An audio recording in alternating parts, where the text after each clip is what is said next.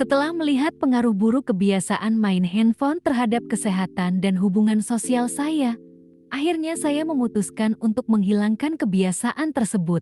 Awalnya memang sulit, terutama karena handphone telah menjadi bagian tak terpisahkan dalam hidup saya. Namun, saya mencoba beberapa langkah untuk membantu saya mengatasi keinginan untuk terus bermain handphone. Pertama, saya mengatur waktu penggunaan handphone dengan lebih disiplin. Saya hanya menggunakan handphone untuk keperluan yang benar-benar penting, seperti pekerjaan atau komunikasi dengan keluarga dan teman-teman. Saya juga mencari alternatif kegiatan yang lebih bermanfaat, seperti membaca buku, berolahraga, atau belajar hal baru. Dengan begitu, pikiran saya tidak terlalu terfokus pada handphone dan saya bisa lebih menikmati kegiatan lain yang lebih produktif.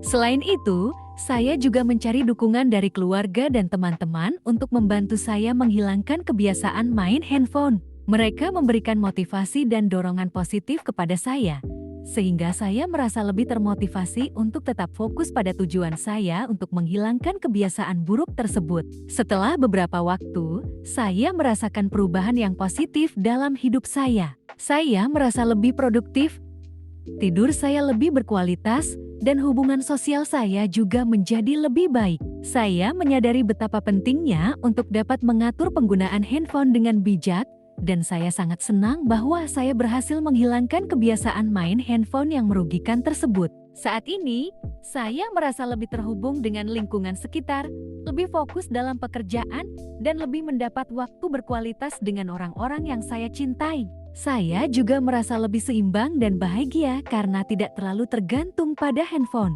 Tentu saja, proses menghilangkan kebiasaan main handphone tidak terjadi dalam semalam. Saya membutuhkan kesabaran, konsistensi, dan kemauan untuk mengubah kebiasaan buruk tersebut. Namun, hasilnya sangat memuaskan dan saya merasa lebih baik secara keseluruhan. Saya ingin mengajak orang lain yang juga memiliki kebiasaan yang serupa untuk mencoba menghilangkannya. Meskipun sulit, namun hal ini sangat mungkin dilakukan dan hasilnya pasti akan memberikan dampak positif pada kehidupan sehari-hari. Saya percaya dengan tekad dan usaha yang sungguh-sungguh, siapapun dapat menghilangkan kebiasaan buruk dan menggantinya dengan kebiasaan yang lebih baik. Selain itu, saya juga menyadari pentingnya untuk terus memantau diri sendiri agar tidak kembali ke kebiasaan lama. Saya selalu ingat bahwa perubahan ini bukanlah suatu pencapaian akhir, melainkan sebuah perjalanan yang perlu dijaga terus-menerus. Dengan semangat dan tekad yang kuat, saya yakin bahwa saya dapat terus menjaga kebiasaan positif ini dan terus memperbaiki kualitas hidup saya. Saya berharap pengalaman saya dapat menginspirasi dan memberikan semangat pada orang lain yang ingin melakukan perubahan positif dalam hidup mereka.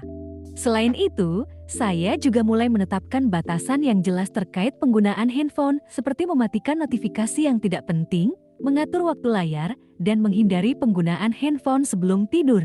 Dengan cara ini, saya dapat lebih mengontrol kebiasaan penggunaan handphone dan menemukan keseimbangan yang lebih baik dalam hidup saya. Selama proses ini, saya belajar bahwa kekuatan tekad dan dukungan dari orang-orang terdekat sangatlah penting. Saya juga menyadari bahwa perubahan tidak perlu terjadi secara drastis dalam semalam, tapi dengan langkah kecil yang konsisten, kita dapat mencapai perubahan besar dalam hidup. Saya merasa sangat bersyukur telah mengambil langkah untuk menghilangkan kebiasaan buruk ini, dan saya yakin bahwa saya dapat terus melangkah ke arah yang lebih baik.